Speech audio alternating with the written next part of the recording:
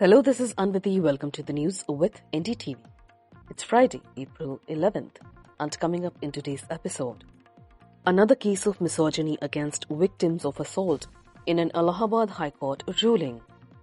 Tahawwur Rana's alleged comments about victims of 26/11 terror attack.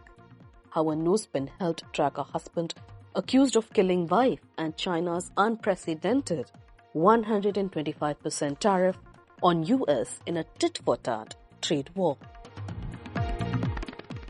Tahawwur Rana allegedly told David Coleman Headley that victims of the 2008 Mumbai terror attacks deserved it and praised the attackers, saying they should be awarded Pakistan's highest military honor, the Nishan-e-Haidar.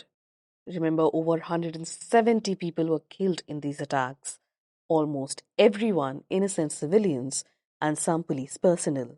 According to the US Department of Justice, this statement was made in an intercepted conversation following the attacks, the horrible attacks. Rana has now been extradited to India from the United States. The US Department of Justice has described this as a critical step towards seeking justice for the 6 American victims and others killed in what he called the heinous Mumbai attacks. Rana, a 64-year-old Canadian citizen born in Pakistan, was flown to India on April 10th and landed in Delhi the same evening. He has been placed in an 18-day custody of the National Investigation Agency. He is accused of conspiring with David Headley, a Pakistani American and one of the key planners of the 26/11 attacks. Headley, originally named Daud Gilani, conducted surveillance of multiple targets in Mumbai on behalf of Lashkar-e-Taiba, the Pakistan-based terrorist group which is responsible for these attacks. Rana is said to have supported Headley by providing a cover through his Chicago-based immigration business. He allegedly opened a branch office in Mumbai and appointed Headley as its manager, despite knowing that Headley had no immigration experience. According to US authorities, Rana helped Headley obtain Indian visas using false information and submitted supporting documents through an unsuspecting business partner. Over 2 years, Headley met Rana multiple times in Chicago and shared details about his surveillance work and LET's or Lashkar-e-Taiba's plans. Between 26th and 29th of November 2008, 10 LET gunmen carried out coordinated attacks at several locations in Mumbai, killing over 170 people. 9 of the attackers were killed during the assault. The 10th, Ajmal Amir Kassab, was captured and later executed in 2012. In 2009, Rana was arrested in the US in connection with a separate plot targeting a Danish newspaper that had published cartoons of the Prophet Muhammad. He was convicted in 2013 for supporting LET and sentenced to 14 years in prison. Headley turned informant and is currently serving a 35-year sentence in the US. India requested Rana's extradition in 2020. His legal team fought the request, citing multiple health issues. After his appeals, including one to the US Supreme Court, were rejected, he was handed over to the Indian officials on April 9th.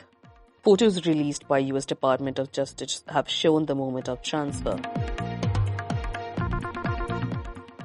A rape victim, being educated, was competent enough to understand morality and hence was responsible for her own rape.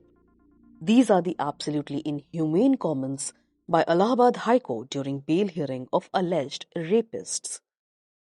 Weeks after a judge of the Allahabad High Court said that grabbing breasts or pulling pajama string of a child does not amount to an attempted rape, another judgment has granted bail to a man accused of rape, stating the victim invited trouble and was also responsible for the horrible alleged crime. As per the FIR filed in September of last year, the victim is a postgraduate student who stayed as a paying guest in Delhi. On 21st September, she went to a restaurant in Hoskas with friends. They drank alcohol until 3 a.m. and were very intoxicated. Justice Sanjay Kumar Singh noted since she needed support, therefore she herself agreed to go to the house of the applicant and take rest. He stated the woman's claim that the man took her to a relative's flat and raped her twice is false and against the evidence on record. The judge said it is argued that it is not a case of rape but may be a case of consensual relationship between the parties concerned. The defense argued that the accused, Nishchal Chandak, has no criminal background, has been in jail since 11th of December last year, and is not likely to flee or tamper with evidence. They assured the court he would not misuse his bail. The State Council opposed the bail but did not challenge the factual aspect of the matter. Justice Singh said both parties are adults and the woman is an MA student. Quote, hence, she was competent enough to understand the morality and significance of her act. Even if the allegation of the victim is accepted as true, she herself invited trouble and was also responsible for the same. Unquote. The court noted that the woman said in similar things in her statement. Her hymen was torn, but no opinion was given on sexual assault by the doctor. Bail was granted to Chandak but must cooperate with the investigation going forward. The decision follows a controversial ruling from March 17th by Justice Ram Manohar Narayan Mishra. In that case, he said that almost abducting a child, taking her below a pool, grabbing her breasts and then trying to remove her pajama by breaking her strings of the pajama does not amount to an attempt to rape. The lower court had charged the accused under IPC Section 376 and POCSO Act Section 18. The High Court struck it down. The Supreme Court criticized this ruling, calling it inhumane and showing a total lack of insensitivity. A nosepin became a crucial lead in solving the mystery of a woman's death, leading to an arrest of her husband, Anil Kumar. Kumar, a businessman, is suspected of killing his wife Seema Singh and dumping her body in a drain in Delhi. Seema's body was discovered on March 15th in a drain, wrapped in a bedsheet and tied to a stone and cement sack.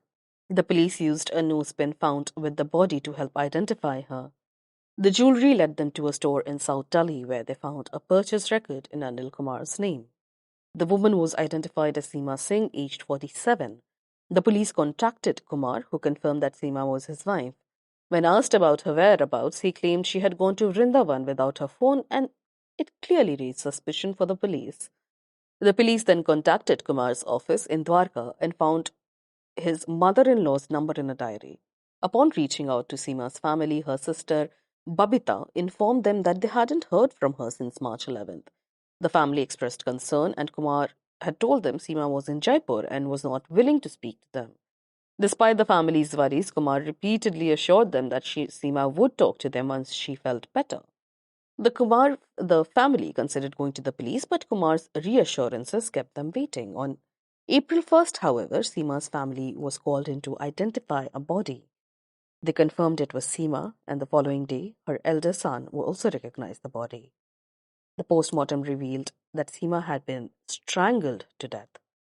Seema's family noted that only Kumar had the key to their Dwarka house. This detail added to the growing suspicions about Kumar's involvement. The police arrested Anil Kumar and his guard Shivasankar in connection with the murder, and the probe is going on. In a tit-for-tat move that further escalates the ongoing tariff war, China on Friday announced it would raise tariffs on American goods to 125%. The announcement came just hours after President Xi Jinping urged the European Union to join Beijing in resisting what he called unilateral bullying by the United States. The new tariffs will take effect from Saturday. They were announced in response to US President Donald Trump increasing tariffs on Chinese imports to a total of 145%. Quote, the US's imposition of abnormally high tariffs on China seriously violate international trade rules, basic economic laws, and common sense, unquote, said China's State Council Tariff Commission in a statement released by the Finance Ministry. China also stated it would ignore further tariff hikes from the US, claiming American goods were no longer economically viable for import. Earlier on Friday, President Xi met Spain's Prime Minister Pedro Sanchez in Beijing. He said, and I quote, there are no winners in tariff wars, unquote. Xi also warned that China and the EU must work together to counter trade pressure from the US. Quote, China and Europe should fulfill their international responsibilities and jointly resist unilateral bullying practices, unquote, he said. President Xi repeated his appeal for unity, saying such cooperation would safeguard legitimate rights and interests and also safeguard international fairness and justice. The Spanish leader, according to Chinese state media, acknowledged the trade gap with China but warned against allowing tensions to affect future cooperation. Quote, Spain and Europe have a significant trade deficit with China, but we must not let trade tensions stand in the way of potential growth of our relationships, unquote. China's foreign ministry spokesperson Lin Jian also warned that trade wars have no winners. China does not want to fight these wars, but it is not scared, he added that China would continue to respond if the US insisted on further action. China's Commerce Ministry has urged the US to meet halfway and resolve differences through dialogue. Quote, we hope that the US will meet China halfway based on mutual respect and peaceful coexistence. Spokesperson He Yongxian said, President Trump's tariffs have targeted many countries, with China being the main focus. The current 145% levy includes earlier sanctions linked to fentanyl. It includes steel, aluminum, and auto parts, which face additional 25% tariffs. India, unlike China, has not responded with retaliatory tariffs. Officials in Delhi said they will seek relief through trade clauses while continuing talks. That's all for today. You were listening to the news with NDTV, your daily newspaper and TV bulletin wrapped in a compact podcast. If you want to catch up with the day's events in a hurry, do remember to subscribe to the news with NDTV on Apple, Spotify, and the NDTV News app. This is your host Anviti, signing off.